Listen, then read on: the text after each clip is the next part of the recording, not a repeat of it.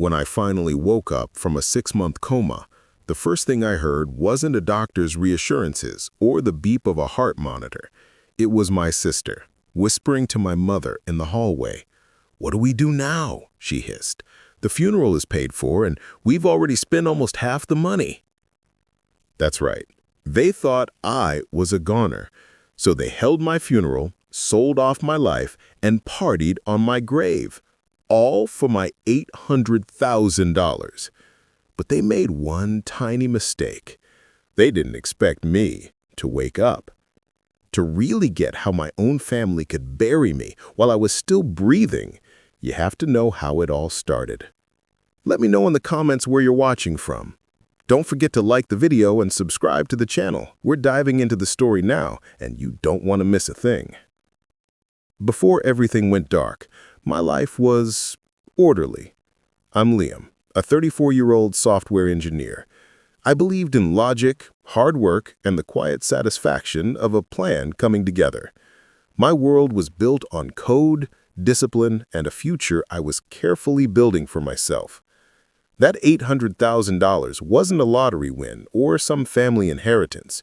It was my entire 20s and early 30s rolled into a number, a testament to skipped vacations, late nights, and a fanatical obsession with saving and investing.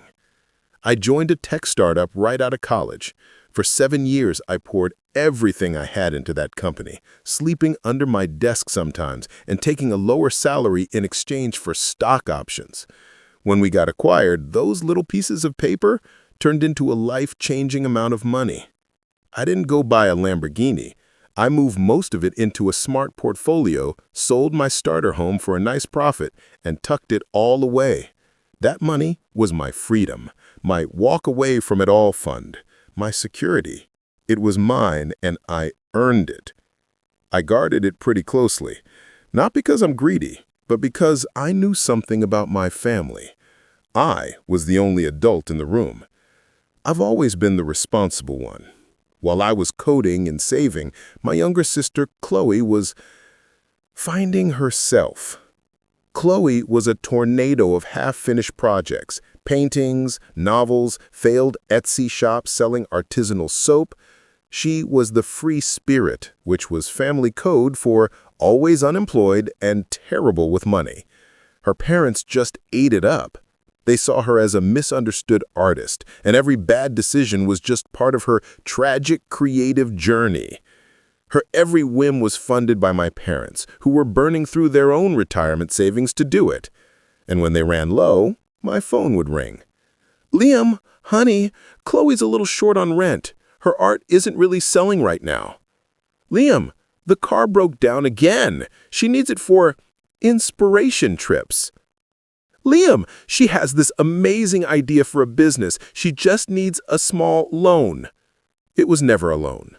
I'd given her tens of thousands over the years. I paid her car, her bills, her deposits. I loved my sister, or at least the idea of her.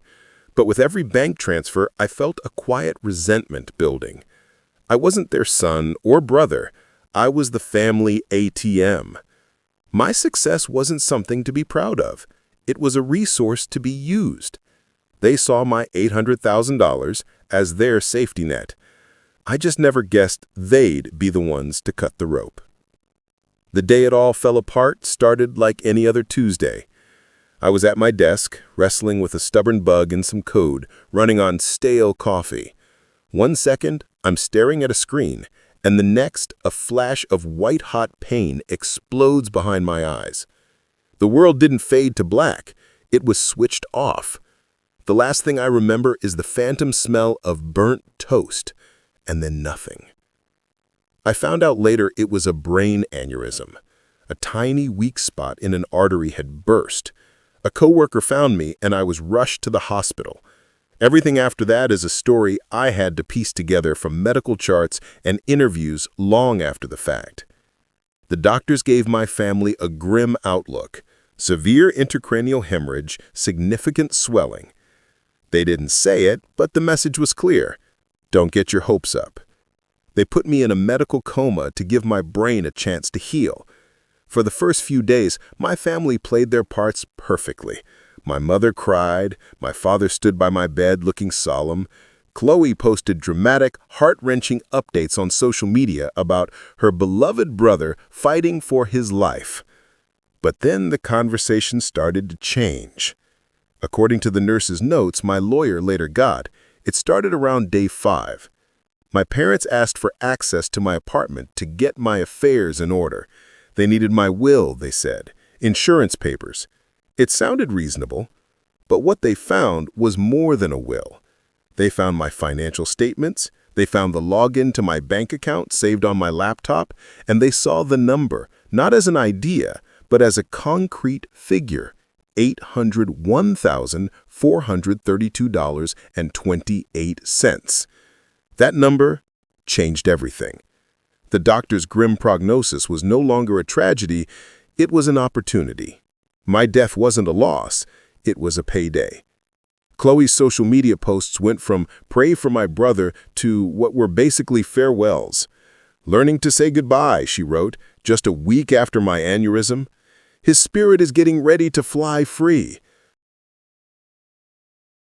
They started planning my funeral, not just in case. They met with a funeral director. They picked out a mahogany casket that cost more than my first car. They wrote a eulogy that painted me as a generous soul who always wanted to provide for his family. They started asking the doctors pointed questions. How long can someone be on life support? Isn't it cruel to prolong this? While I was lying there, fighting for my life, my family was negotiating my surrender. And then they took the next step. My mother was still on an old checking account of mine, a fatal mistake I'd never corrected. They started transferring my money out. Then they sold my condo, telling the agent they needed to liquidate assets for my staggering medical bills. And boy, did they spend it. Chloe, the grieving artist, bought a brand new luxury SUV, posting a picture of it captioned, "A little something to help me find some light in these dark times." My parents paid off their mortgage and booked a first-class trip to Hawaii, a bereavement getaway.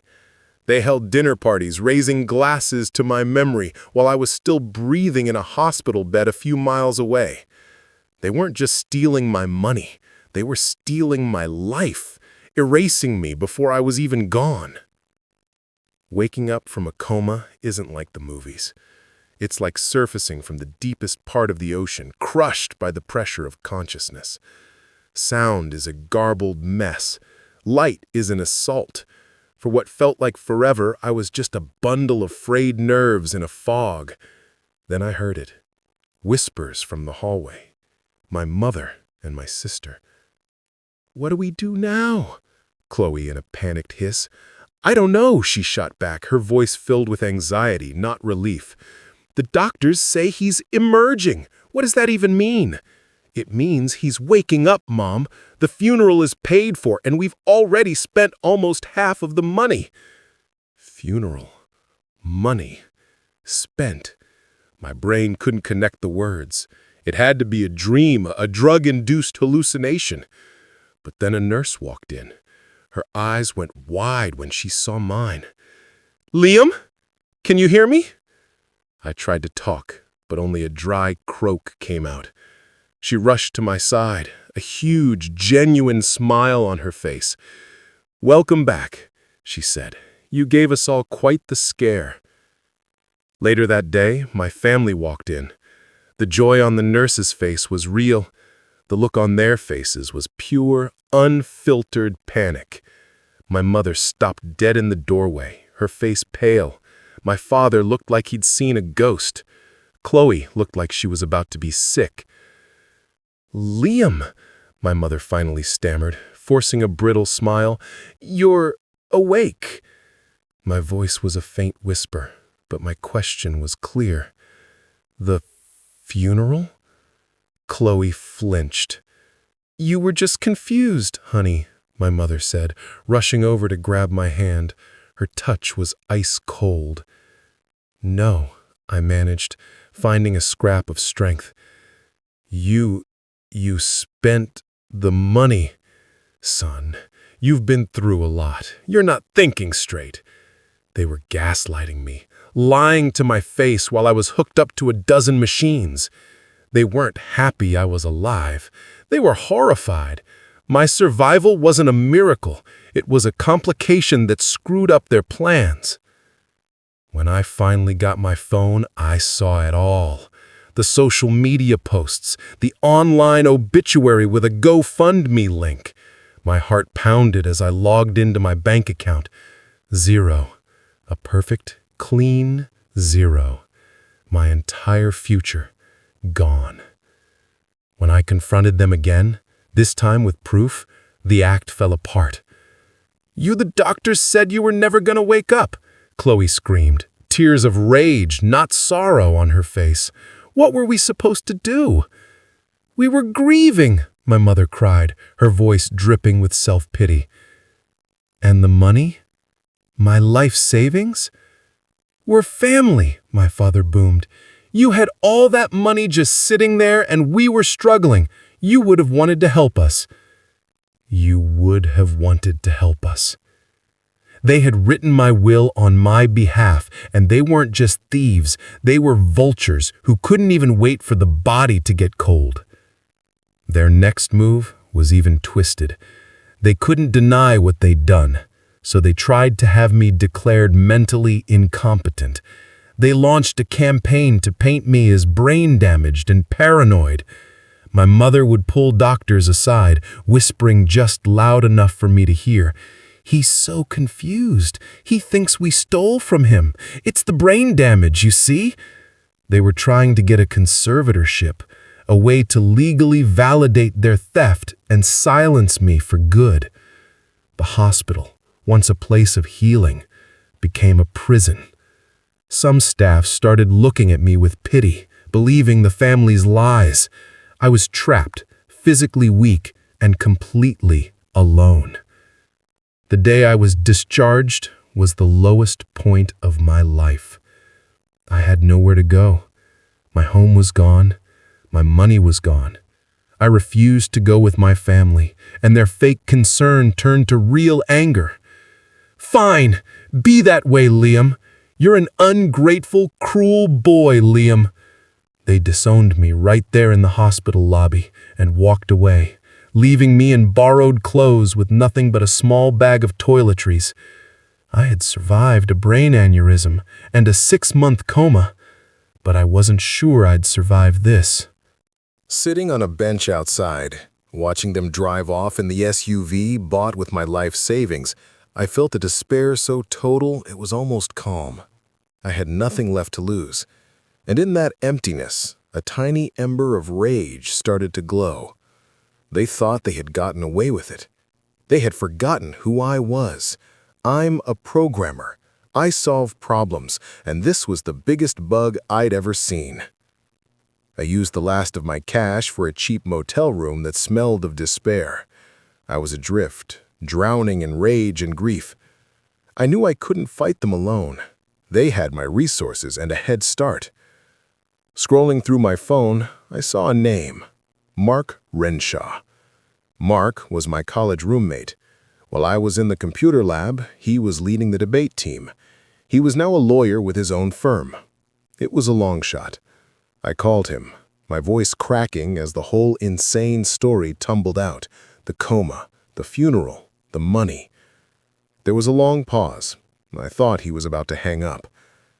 "Liam," he finally said, his voice tight with a cold fury that matched my own. "Where are you? Don't move. I'm coming to get you." An hour later, he burst into the motel room, took one look at me and the depressing surroundings, and listened. For 2 hours, he listened to every sordid detail. When I finished, he just nodded. "Okay," he said. "We're going to burn them to the ground." That was the turning point. The victim started to disappear, replaced by the plaintiff. Mark let me stay in his guest room and took the case pro bono, his fees to be paid from whatever we recovered. He said it was the most disgusting case of fraud he'd ever seen. We started gathering evidence. We subpoenaed my hospital records, which included nurses' notes about my family's suspicious questions. We got the bank statements, showing the systematic draining of my accounts. We got the invoice from the funeral home, dated and paid for while I was in the ICU. Mark hired a forensic accountant who traced every dollar. The $60,000 for Chloe's SUV, the wire transfer paying off my parents' mortgage, the credit card bills filled with fancy dinners and first-class tickets to Hawaii. The numbers told a story of grotesque celebration. We found the real estate agent who sold my condo, who testified my father was strangely eager to sell below market value. We tracked down people who donated to the GoFundMe, believing they were helping a grieving family, not funding a vacation. Every document was a nail in their coffin. Every statement was a hammer. During the day, I worked with Mark, becoming a paralegal in my own case. At night, the weight of the betrayal would wash over me. But now, instead of drowning in it, I was learning to fight. They had underestimated me. They were about to find out just how wrong they were. The courtroom felt like another world. My family was at the other table, looking smaller now. Chloe wore an expensive dress I probably paid for. My mother clutched a handkerchief, her face a mask of wronged innocence. They wouldn't look at me. We hit them with a civil suit for fraud and theft, and the DA pressed criminal charges. They weren't just facing financial ruin, they were facing jail time. I testified calmly, walking the judge through everything. When their lawyer cross-examined me, he tried to paint me as confused and paranoid. "Isn't it true, Mr. Evans, that your trauma could cause delusions?" "My memory since waking up is crystal clear," I said. "And couldn't you be misinterpreting your family's actions made under stress?" "Does stress usually involve buying a $60,000 SUV?" I shot back, locking eyes with Chloe. She flinched. But the real damage came from Mark's mountain of evidence. He projected my bank statements on a giant screen, a river of red flowing from my accounts to theirs. Next to it, their credit card statements. A new Gucci handbag for Chloe, a $5,000 deposit for a Hawaiian resort made the day my condo sale closed. The final blow was the funeral director. Mark put him on the stand and had him confirm the date my family came in and the expensive casket they chose. Then Mark asked, "Did they seem overcome with grief?" The director hesitated. "They seemed practical, mostly concerned with payment options." Then Mark put two images side by side on the screen. On the left, the funeral invoice. On the right, a time-stamped social media post from Chloe. It was a selfie of her and my mom at a fancy restaurant, clinking champagne glasses on the same day they planned my funeral. The caption read, "To new beginnings." A gasp went through the courtroom. It was damning. This wasn't grief. It was a celebration. It was premeditated. My mother let out a sob, but it sounded fake. She wasn't crying because she was caught. She was crying because she had lost. Seeing their smugness finally shatter, I didn't feel joy. I just felt a profound, chilling emptiness. This was my family, and I was destroying them. It was justice, but it was also a tragedy. The judge's ruling was swift and brutal. He found them liable for everything and ordered them to pay back the full $800,000 plus $200,000 in punitive damages. He put a lien on everything: their house, Chloe's SUV. In the criminal case, they avoided prison but were convicted of felony fraud, earning them 5 years of probation and a criminal record. They were ruined. The story hit the local news. The friends they'd celebrated with now avoided them. They had traded their son for money, and now they had neither. I never saw them again. My mother called once months later. I didn't answer. What could she possibly say? Forgiveness was a bridge to a place I never wanted to visit again. It took over 2 years to recover most of the money. The emotional scars remain. The trust I had in family is gone. But in its place, something new has grown. My new family is one of choice. Mark, the nurses who showed me kindness, the friends who stood by me. I didn't go back to the tech world. Instead, I now work for a nonprofit that provides legal aid to victims of financial exploitation, using my skills to prevent what happened to me from happening to others. My story is a cautionary tale about the darkness that can hide behind a smile. But it's also a story of survival. It's about waking up, in every sense of the word, and finding the strength to fight back. They tried to bury me, but they didn't realize they had planted a seed. My life is my own again, and it's a life worth fighting for.